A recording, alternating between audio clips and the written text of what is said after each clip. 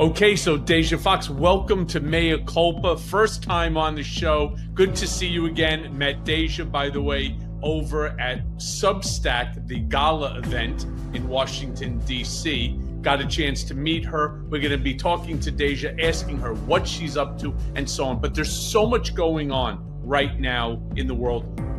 Let me jump right into it. Trump finally got his military parade. Tanks, planes. He got the whole shebang. But turnout was surprisingly and embarrassingly low. What do you think this says about Gen Z's reaction, or I should say rejection, of performative patriotism versus real civic engagement?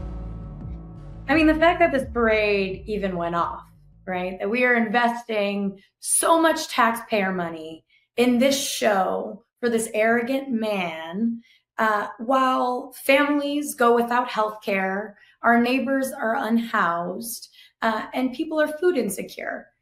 That is a moral failing, first and foremost. But when we look at young people and their political engagement, I've heard time and time again that, young people just aren't showing up. And here on the sort of Dem side, we're losing young people to apathy and the Republicans, right? To this MAGA extremist cult that's growing online. But while we see MAGA flourishing in these online spaces, it's flopping on the ground. He's seeing no turnout at his little military birthday party. And we, in real time on social media, get to see shots of empty bleachers and lawns with sparse crowds. And it's a reminder that people's opinions of Donald Trump and his administration are changing in this moment, right? Whether it's because of his military birthday parade or these inhumane ICE raids. A lot of people are upset with this administration. Democrats, Republicans across the aisle are feeling like he's not doing a good job right now. Yeah, it's interesting. I was unhappy. And I know this is going to shock a lot of people, but I wanted to see hundreds and hundreds of thousands of people there at this military parade. And people say to me all the time, well, why would you say that, right? Because it wasn't just a Donald Trump birthday bash. It was also to celebrate the 250th anniversary of the Army. And so I'm saying to myself, I honor military service.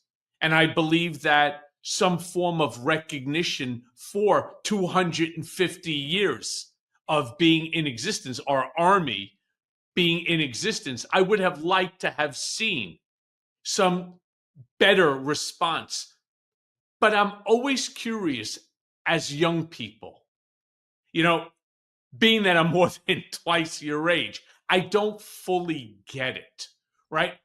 Yeah. I've spoken to young people, and many of them I find are completely disengaged as it relates to politics. And that saddens me.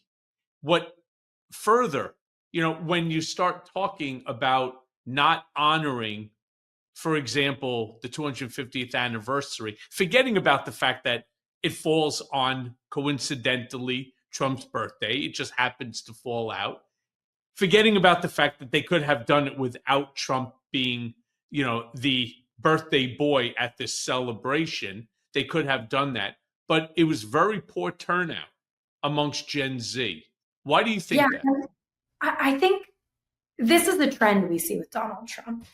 And our generation, Gen Z, has had a front row seat to it. That man has been running for president since I was 15 years old.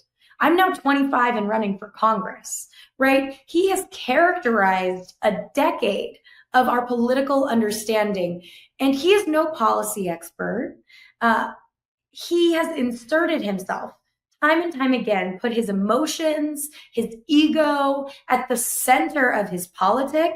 And this is an example of that, right? In a time where we could be celebrating men and women in uniform who make big sacrifices and know what service to this country actually means, Donald Trump once again made this about himself. And that's a major turnoff for young people who have watched this politic play out. I also just kind of want to paint the picture because I recognize that for older generations, many folks think that if we can just wait this administration out, right? If we just give it the few years and let him have his birthday bash and put our heads down, that we'll get through this. And the Republican Party of my parents' generation will resurface. But young people, Gen Z, knows better. We know that if we do not put an end to this kind of authoritarianism show that he is putting on, things could get worse. In fact, over the course of our political understanding, the last decade, that is the arc, right? We think about Obama being elected when I was in third grade, elementary school, right? And then this move towards Trump in 2016, in 2020, a difficult time where so many young people were forced inside during their formative years, like college and high school.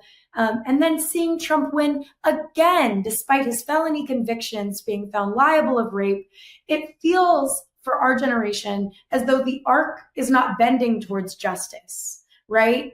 And I believe that our generation and young people like me who are now stepping up to lead, right, run for office, run for Congress, have a sense of clarity and urgency that if we don't do something now, things can and will get worse. I just have to say, though, with over 1,800 No King protests across the country, many of whom were led by young people, how do you see this moment as a generational rebuke of authoritarianism, or at least the commentary of authoritarianism? What I'm seeing on a generational level is really interesting. I see young people who have only known this particular brand of MAGA extremism, right? Gen Z, coming together with older generations. I'm thinking people who are in their 60s, 70s, 80s, who, in some ways were politicized in a similar direction as Gen Z, watching war that they did not support play out across, their screens, on the newspapers, that older generations and younger generations are both clear-eyed about the threat here, right? And I'll even make one more connection. This comes directly off my campaign trail. I have not been a career politician. I've been an activist for the last decade. I've been fighting for reproductive rights, whether that was at a school board level for better sex ed as a teenager, or going toe-to-toe with Republicans here in Arizona when they tried to defund Planned Parenthood centers where I got care, or even being arrested on Capitol Hill after the overturn of Roe versus Wade. And to make that generational connection clear, as I knock doors here for my campaign in Arizona's 7th Congressional District, I am often met with older women who fought for Roe versus Wade, for the right to abortion in this country, have now watched it overturned, something they never would have expected, right? It was the law of the land, and are unsure if they will be around to see it reinstated. And the connection there is that I am a part of the first generation of women to have less rights than our mothers, but I am not the only generation that has known a time without the constitutional right to abortion. It is the connection between Gen Z and our boomer generations. Well, I'm not so sure about that, by the way, because you say that you have less rights than your mom. In fact, with all due respect, Deja, you have less rights than my grandmother, who's now deceased for over a decade. All right? My grandmother. And again, I'm more than twice your age. So you haven't really seen, maybe your great-grandmother knew, maybe, the difference. Because remember, Roe was codified 50 years ago. And for 50 years, you've had this ultra right wing interested in overturning that decision. And it took 50 years within which to do it. Yeah. It's heavy to hold. But it is the connection we have in this intergenerational moment. I was at a No Kings protest as well. Here in Arizona, it's 106 degrees. during the it's always 106 degrees in Arizona. It's incredibly hot. The UV index is crazy. And yet thousands of people turned out, lined the streets, and thousands more joined in a motor march to bring traffic to a halt during rush hour here on one of our busiest streets. I was in our with our campaign in our car, signs that said "People Power," "Fight for our future," "Keep ICE out of Arizona," "Fuck fascism." Am I allowed to curse on this podcast? Yes. Whatever. Yes, this is free speech. Yeah, this is E for explicit. This is the connection I saw, was that there was a whole lot of young people out there, and there was a whole lot of older folks out there braving the heat, because we both understand this threat. We have lived with less rights, and we know the kind of urgency we need to bring to this fight, the people power, the turnout. And I was proud to be a part of those demonstrations too, hand in hand, sign in sign with other protesters saying that we cannot have kings here in Tucson, Arizona, or across the country. Yeah, I agree with you. Let me ask you this question, because you've organized at the grassroots level. Tell my audience, as a Gen Zer, what's the difference between protesting for rights and protesting a regime? Because this time, it really does feel like survival, doesn't it? Yeah, you're asking all the right questions, but I want to share my origin story. That's why we have over, by the way, and that's why we have over 500 million downloads since we started here.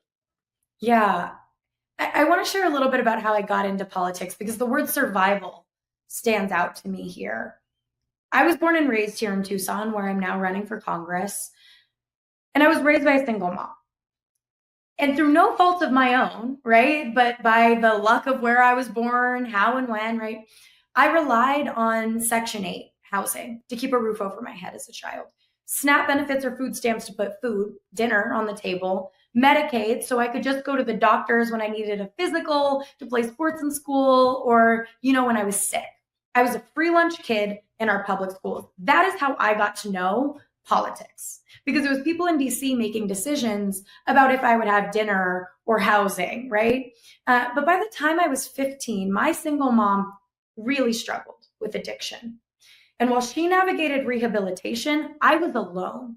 I was on my own. I bounced around between friends' houses and eventually came to live with a boyfriend and his family, two incredible Mexican immigrants, by the way. And at the very same time, I was taught a sex education curriculum here in Southern Arizona that was last updated in the 80s, that didn't mention consent, was medically inaccurate, taught by the baseball coach. And for young people like me, living with my boyfriend out of need, no parents at home to fill in the gaps, I was set up for failure because our school board members failed to update this curriculum. And so I started showing up to school board meetings, telling my vulnerable story in front of a room of adults, a story I never should have had to share, and asking my friends if they would come along and do the same.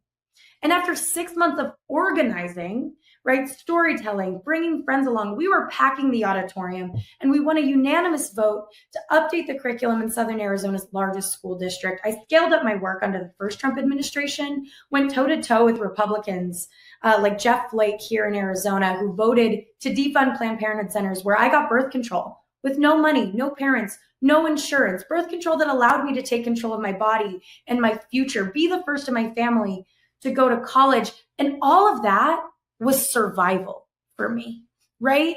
And so politics for young people like me, working class families like mine, has always been about survival.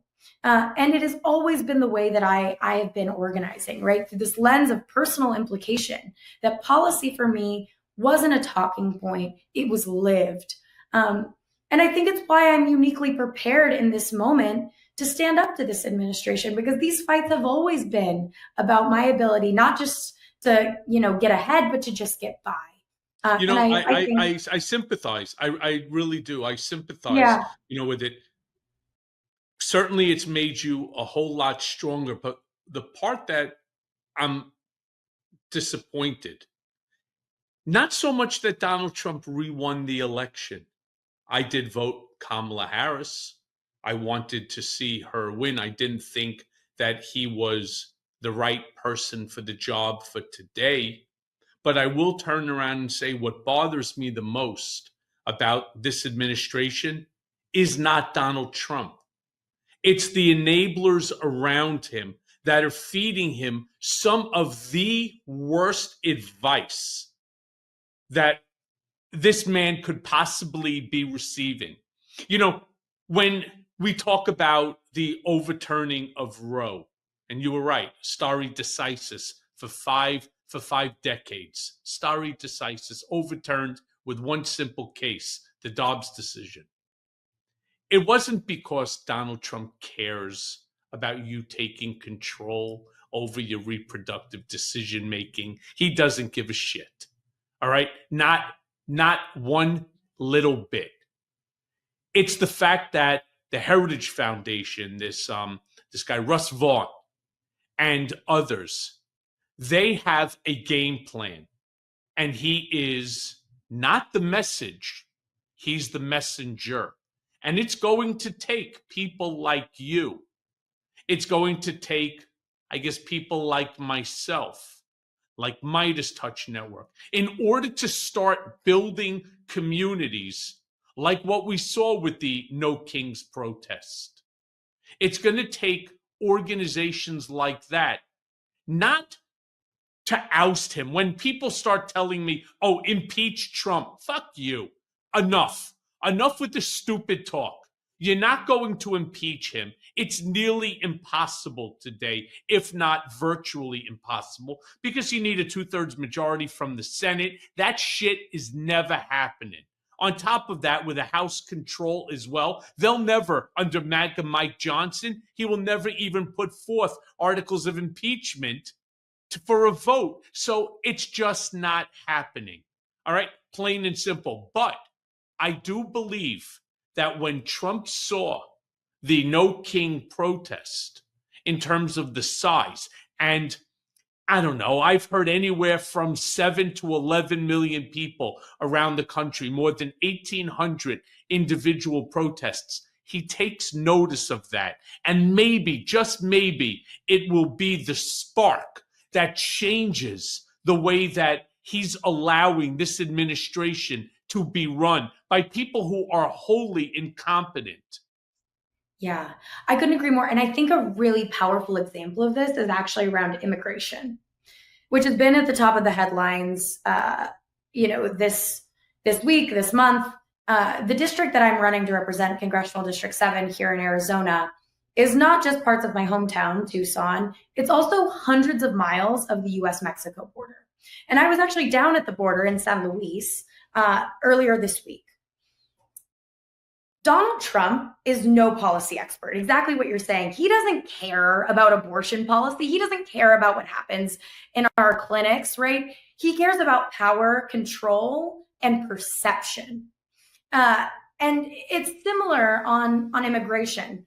For folks like me who have lived in the borderlands, who call border towns home, people I have sat down with this last week, they tell me stories of living on one side of the border, waiting hours in line. I mean, waking up at 2 or 3 in the morning to get in line at the border, to cross, to go to school, right? To go to work. And they share with us the ways that they cross the border to go to church with family, right? This is the experience of the borderlands that Donald Trump does not want you to see. Instead, he, gets military planes and shackles people for photo ops. When judges say no, he doesn't care. When protesters go in the street and say, you cannot separate me from my family and my neighbors. You cannot send masked ICE agents and unmarked cars into our neighborhoods. When people say no, he says he doesn't care, right? And he sends in the troops to get videos of chaos in our street. He is not governing by safety. He doesn't care about safety. He cares about a good show. This is a man who only cares about spectacle. And it's not the way that public policy should be made. And it is a total lie.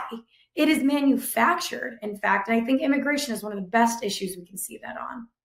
And the funny thing is, immigration has been a problem in this country now for, I don't even know how many decades. I can't even tell you, 5, 6 decades, we've had shitty immigration policy. Instead of this performative art that they're trying to do, with these mass deportations, every single undocumented individual is somehow now a criminal. And that's all that's the talking point. It's all about the talking point. All I have to say is I don't care whether that they are a criminal or not. If they crossed into this country illegally, that is a crime. You agree with that? And the answer is yes, it is a crime. But it's a misdemeanor. It's not a federal crime. It's a misdemeanor. My point is, we're at an inflection point right now where those enablers that are around him are giving him some of the most hellacious, the most sinister, the most disgusting of advice, which is round them up, make it brutal, make it so that people self-deport for fear, out of fear, post it everywhere that you can to show that we're in control here, not you. And then what you do is let's cosplay and let somebody like Christine Ohm get dressed up in an ICE outfit, put the hair extensions in, the red lipstick, with her $60,000 solid gold, Rolex Daytona, with an AR-15 in her hand, pointing it, by the way, at the neck of another ICE agent. Not smart move, by the way, and stripping down a bunch of these individuals to show off the tattoos while they're in boxer shorts. I mean, that to me is as good reality TV as you can get. You're nailing it. That's right. He is a reality TV show host by trade, who is making. I know that. I was co-president. You know it. I was co-president of Trump Productions. I have a question for you, which is, when we have a reality TV show host in the White House, we need to be fighting back, right? In policy, by electing the right kind of people to office. But part of the campaign that I'm running is to say that we are in a deficit of effective messengers, right? That Donald Trump has changed the media and political landscape, characterized it by chaos. And as it stands, I mean, these politicians think that their press releases are enough. They are failing to communicate in social media, in new media spaces. We are flat-footed come January and still failing to communicate the ways that Democrats are fighting back, if they are at all, and standing up. So I wonder, how do you see this media landscape evolving, changing, and how could it be a way to fight back against this administration? So it's a great question. It's one that I constantly write about on my Substack as well.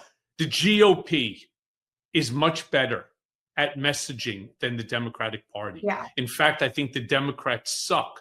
They suck at it. Why? Well, you want to start talking, policy papers, white papers, and so on. Nobody gives a shit. They don't want to hear the long dissertation. They don't want to see Michael Cohen get up at a podium, or Deja Foxx, when you become a member of Congress, getting up there and reading off a policy paper. Simplicity is what sells. And Donald Trump understands television. He understands marketing. And most of all, he understands branding better than any human being ever. And I'm saying this so that Democrats understand. When we had Jamie Harrison, you couldn't reach him, arrogant prick, right? Turning around, and I would have said to him, "You're going about the entire scenario wrong." Now we have this guy, Ken Martin. Where the fuck has he been? Literally, he took over in January.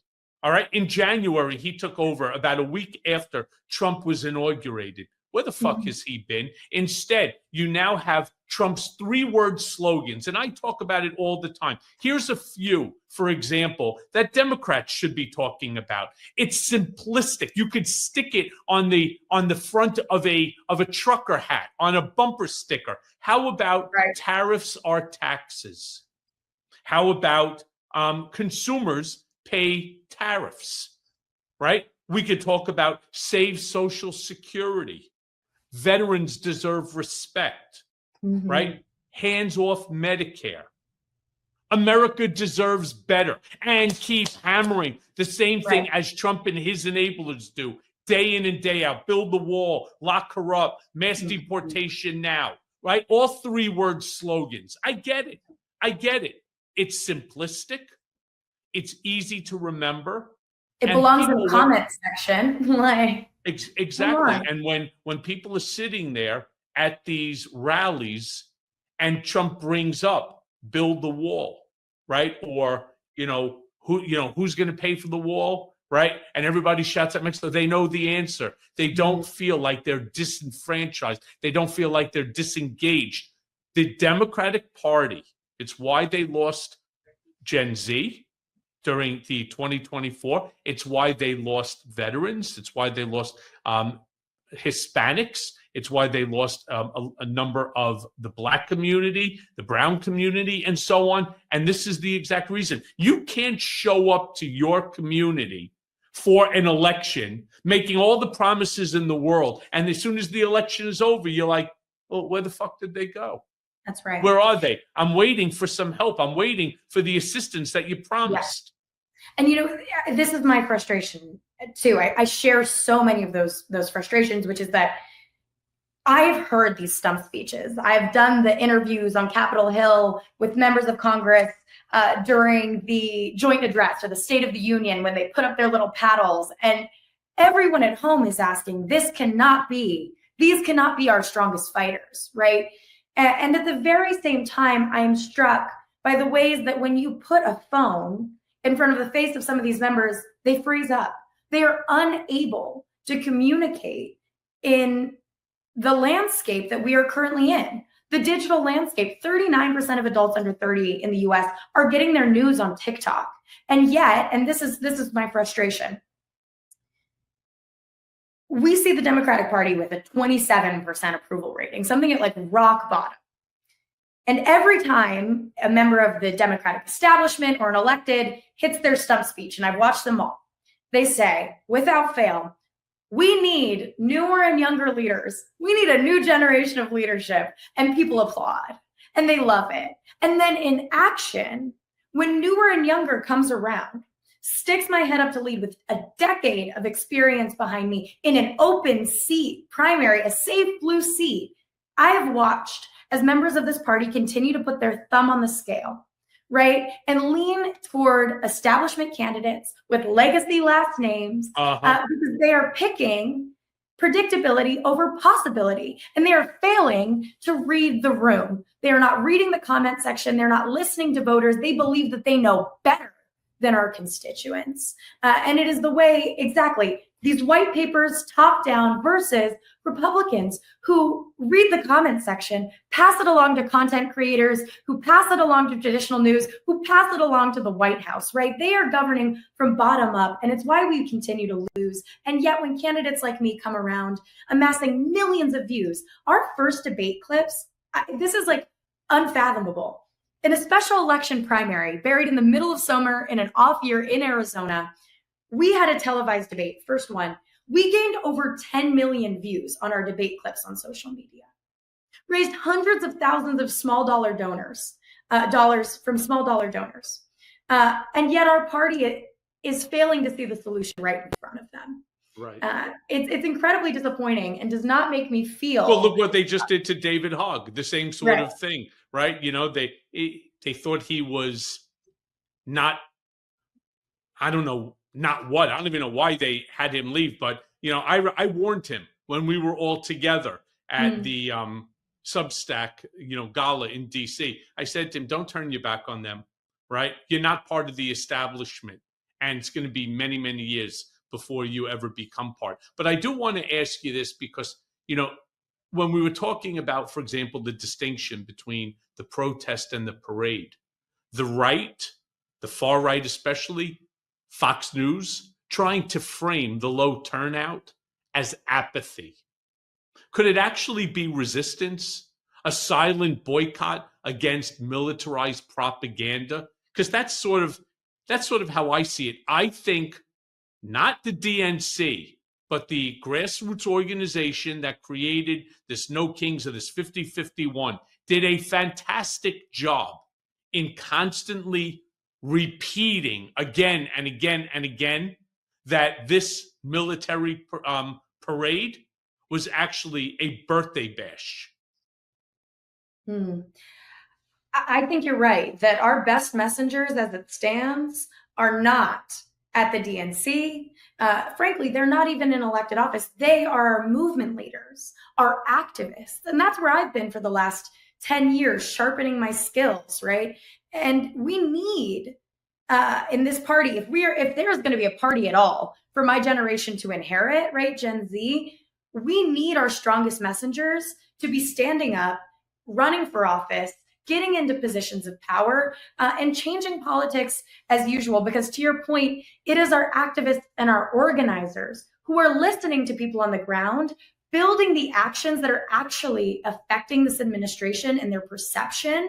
And No King's Day is a great example. But the line between activist and politician elected has blurred, right? I even think about someone like Senator Padilla being handcuffed for asking a question.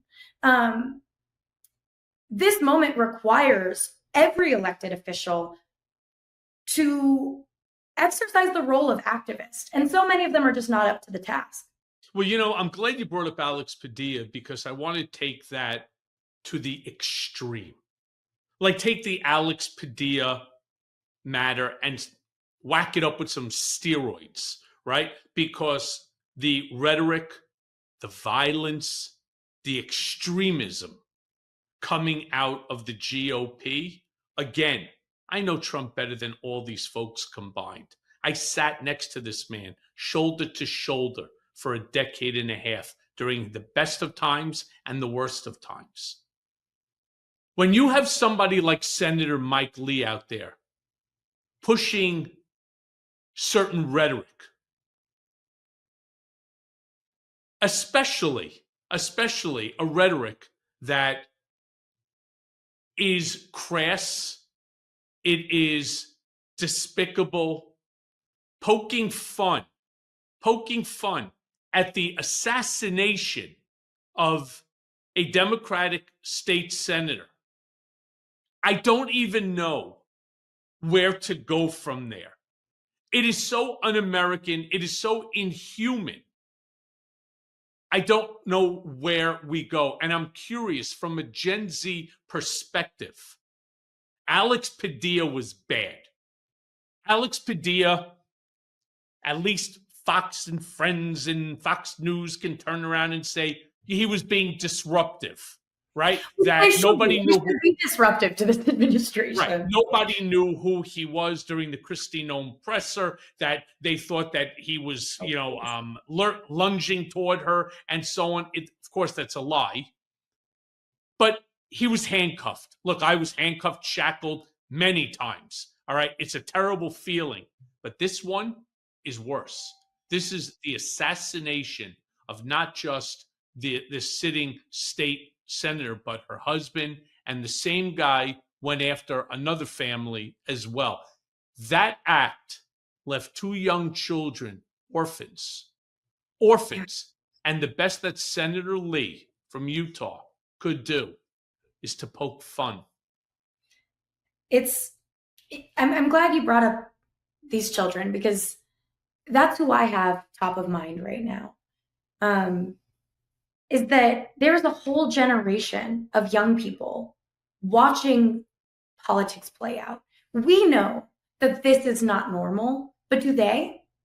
What message are we sending to kids right now in our country? If you are a parent, you should be watching this and saying, this is unacceptable. How do you tell your kids right from wrong? How do you teach your kids respect when this is the political climate that the person holding the highest office in the land is facilitating, encouraging even. And I think about the long-term implications of this violence on who will run for office, who will hold positions of power. If I can be vulnerable for a moment, running for office is objectively one of the scariest things I've ever done in my life. I got my first death threat when I was 16 years old, standing up for Planned Parenthood.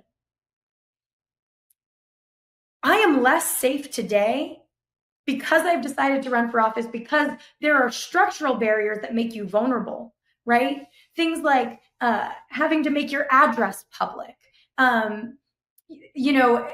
just releasing personal and private information that is enough to keep most young women I know far away from the political process. And I fear that we are going to lose out on an entire generation, particularly of young women leaders who watch this kind of violence play out and know that it is only amped up when you add in gender-based violence, right? When we add in things like deep fake porn online, or harassing and doxing and stalking that is commonplace and facilitated at scale by our digital platforms, and places like Meta are turning down their content moderation, right? Like, the landscape is pushing people out of participation. And what we are seeing right now is intimidation at scale. And it is incredibly scary in this moment to stick my head up and lead. Yeah, look, I understand what you're saying. Last week I went during the No Kings protest. I intended to go. I was going to actually meet a couple of reporters over on 42nd Street and 6th Avenue. And after, of course, the shooting that took place in Minnesota, nobody knew whether or not that there were others involved, whether this was a coordinated effort. And so I was contacted by a law enforcement agent who said to me, if you're intending on going, I respectfully request that you don't, because not only does it put you in harm's way, but it puts people who you're standing with or standing by at this protest, because you are high profile and you're recognizable. And if there's going to be somebody that they're going to go after, it's going to be you, which could, of course, injure other people. And so, to my dismay, I adhered to the advice of my wife and my daughter and my son, and I didn't go. But it kind of brings me to this question I wanted to ask you, which you kind of already started discussing. How do you navigate your activism in a political landscape where disagreement is no longer met with words other than words of threat, and now true and real violence? Because, by the way, Deja, I've been doxxed. Yeah. I've been swatted. Yeah. They did it to my parents.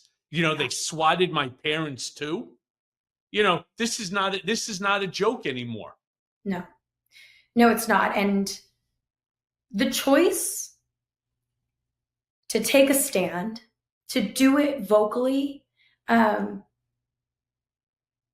is one that, I reflect on a lot, because that viral video of me, that first one when I was 16, wasn't actually recorded by me. I woke up the next day and millions of people had watched the video, and my life went from private to public overnight. And if I'm being honest, it was smart organizing, it was good digital strategy, but I couldn't have known what I was signing up for as a teenager. I had no concept, and I was just a child. And there was no going back from there. And now at 25, crossing a different threshold of running for office, and you have to self-dox here in Arizona if you're going to run for office, by the way. It's a lot to hold. And some of the first conversations I had to have, some of them were calling and making sure on my financial side that I could even afford to run for office, because it is incredibly difficult to do so by design.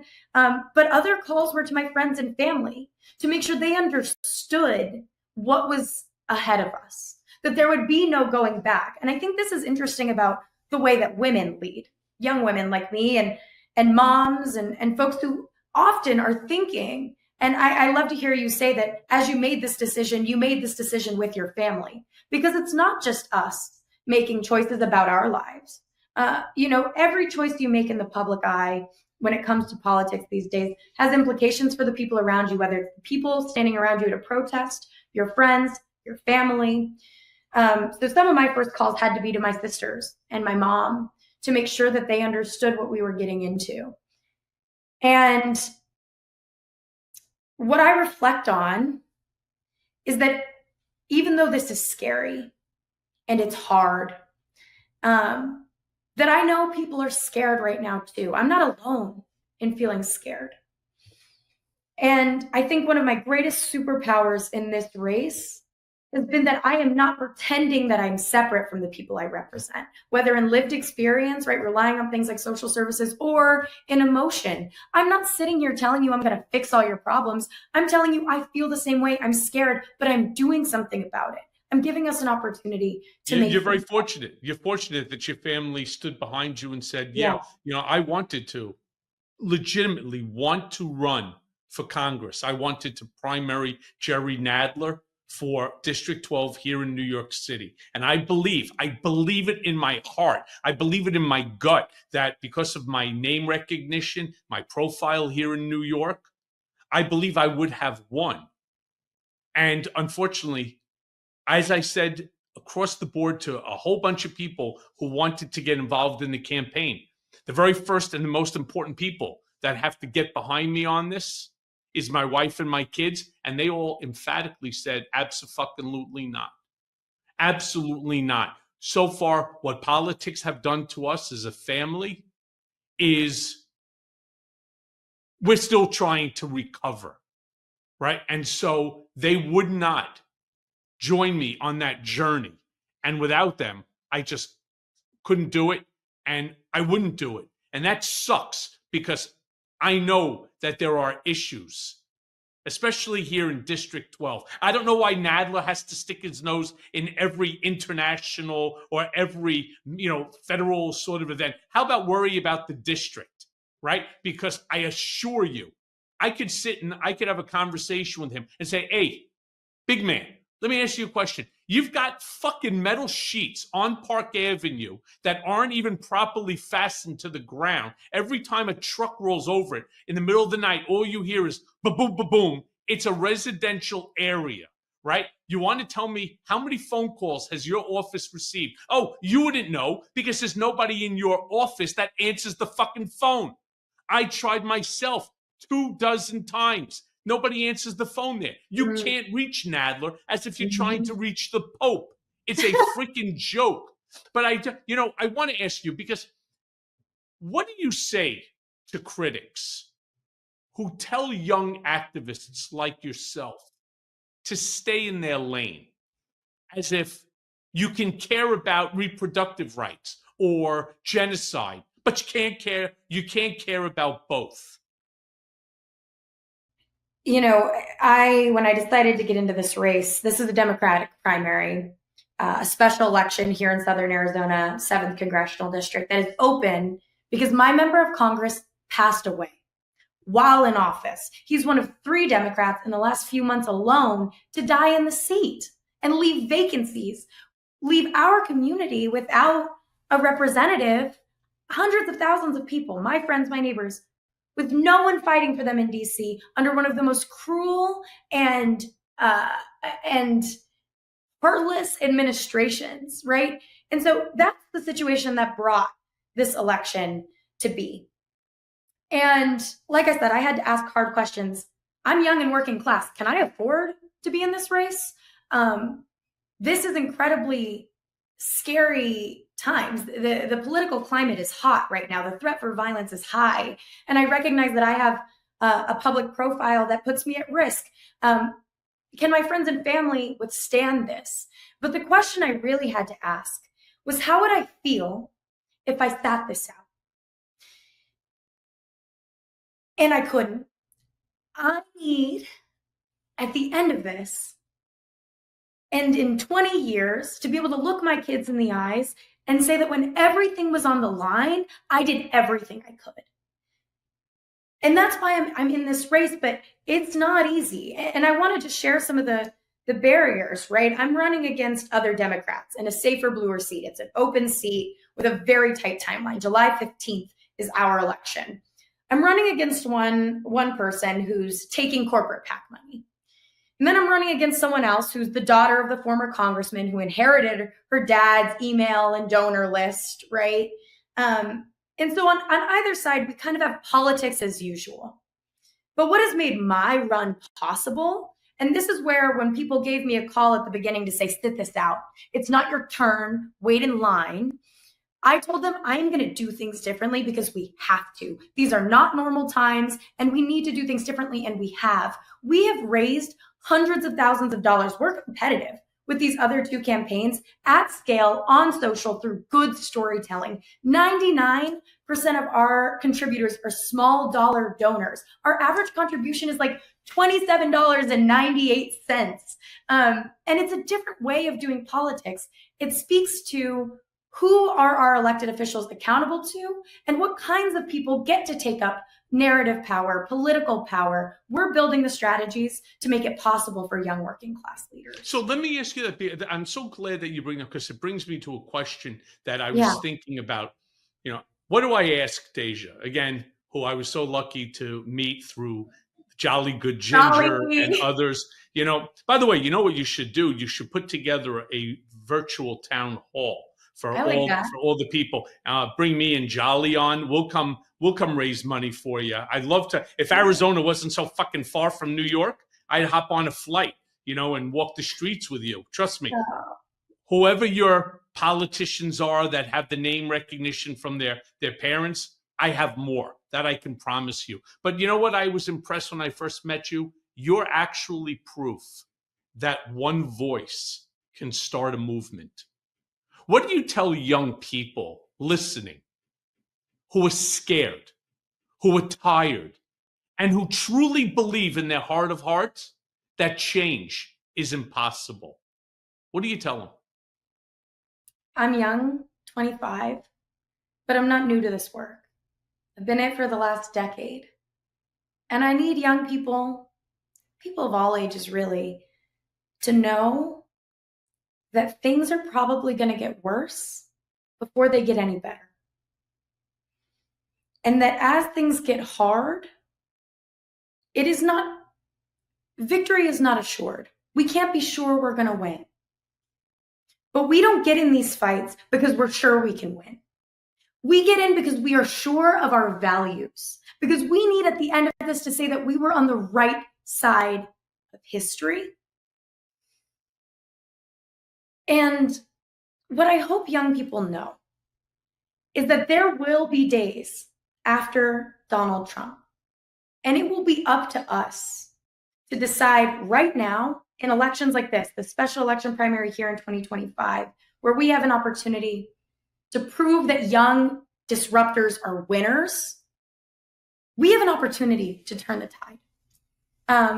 And whether that means you show up to your school board meetings, or you bird dog your senator and get your questions answered, or you run for office, there is a place for you in this work. Each and every one of us needs to do the work that is uniquely ours in this moment, especially if that means just having hard conversations with your friends and family.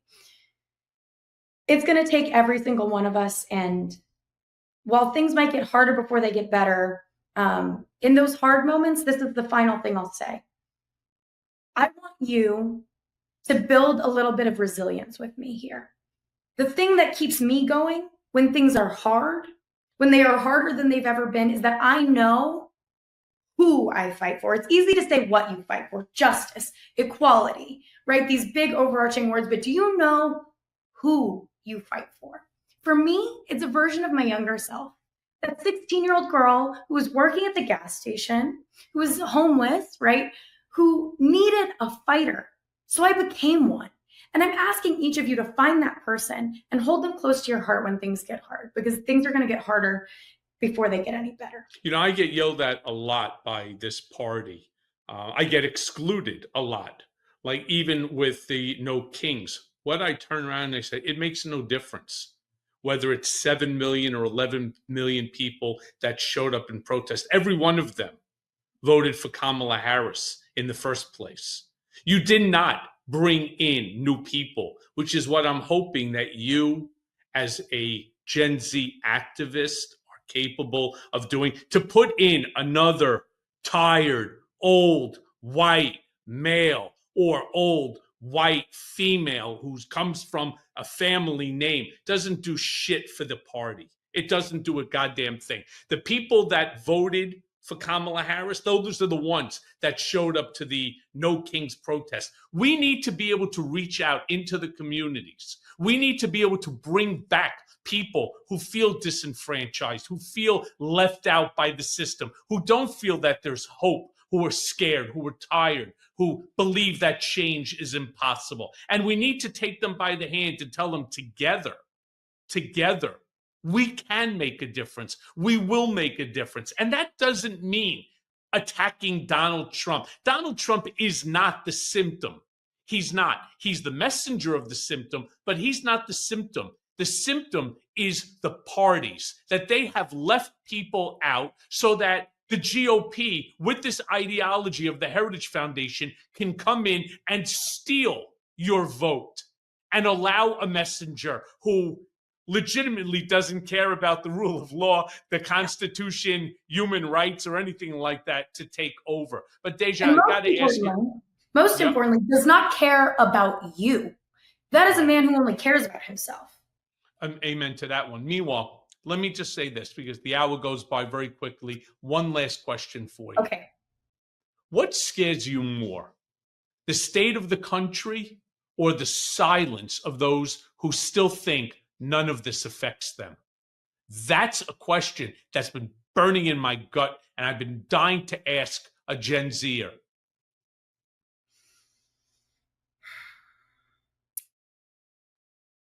I believe it is the state of this country.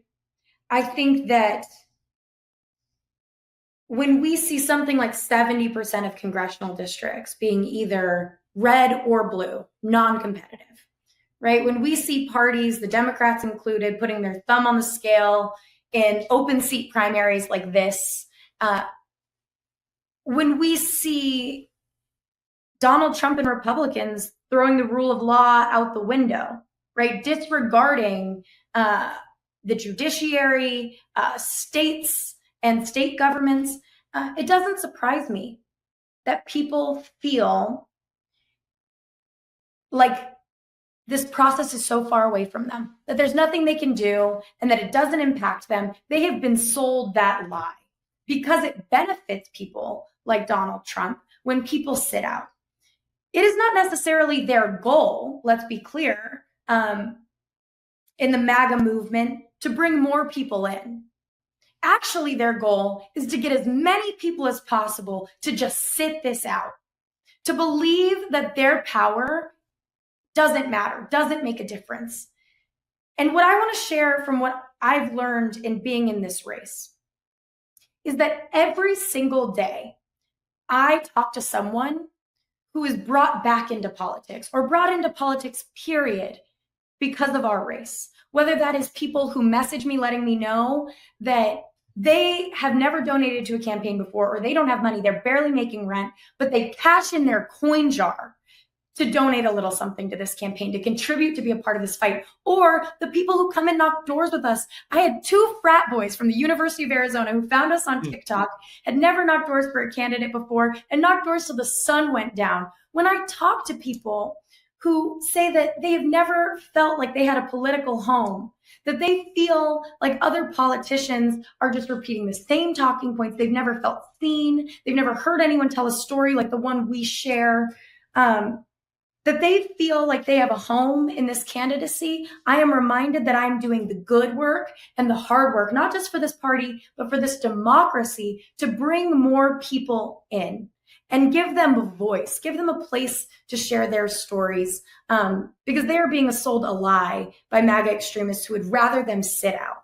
You're 100% right. 77 million people sat out. Deja Foxx for Congress. There you go. Happy to do it. Like I said, I'll bring a whole crew. Let's do a virtual town hall. Bring everybody on. Deja, thank you for everything. It's such an honor to have met you, and I do truly wish you the absolute best of luck on this. You deserve it. Thank you. I couldn't appreciate it more, and I hope folks will follow along with us at Deja Foxx on socials or dejafoxx.com, where they can get to know our story, our policies, chip in, volunteer virtually. It's going to take all of us, and it's a sprint to July 15th. Thank you for your thoughtful questions. That it is. Thanks, Deja. Talk soon.